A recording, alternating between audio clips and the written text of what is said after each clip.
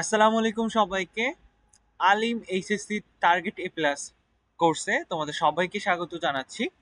বাংলা দ্বিতীয়ের শব্দ শুদ্ধিকরণের নিয়ে আমরা এই ভিডিওটি করে ফেলছি এবং এই ভিডিওর মধ্যে আমরা শুধুমাত্র শব্দ শুদ্ধিকরণ নিয়ে আমরা কথা বলবো এবং এখানে কোনো রুলস আমরা কথা বলতে চাই না।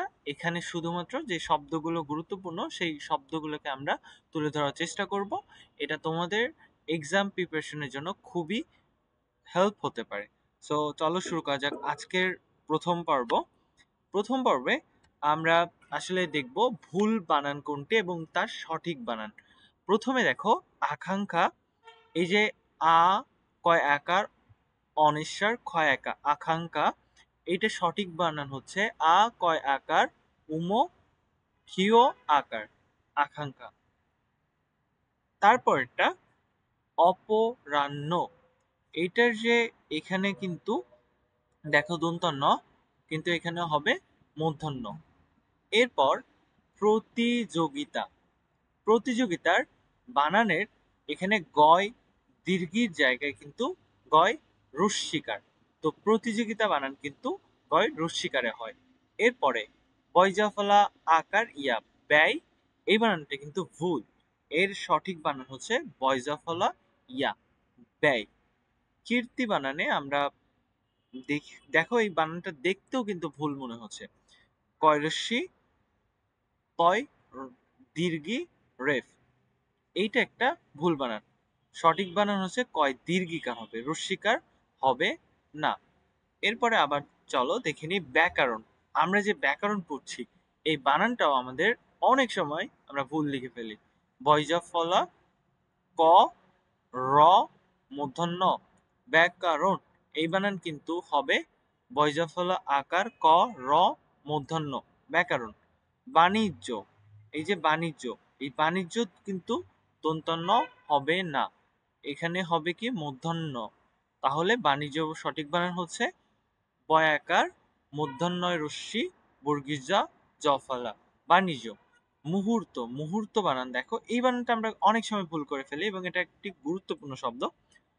ময়রস্যি ময়রস্যু হয়রস্যু তয় রফালা, মুহূর্ত, এটা কিন্তু এই যে হয়ের যে রস্যু এটা কিন্তু দীর্ঘকার হবে।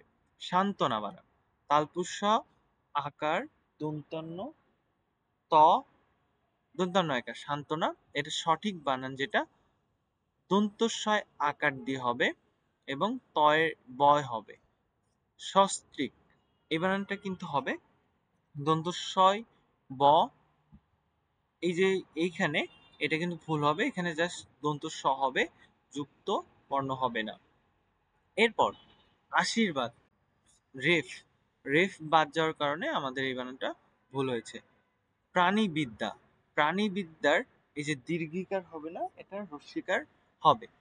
শ্রদ্ধাঞ্জলি, এই যে শ্রদ্ধাঞ্জলি এইটা কিন্তু খুবই আমরা দেখে থাকি।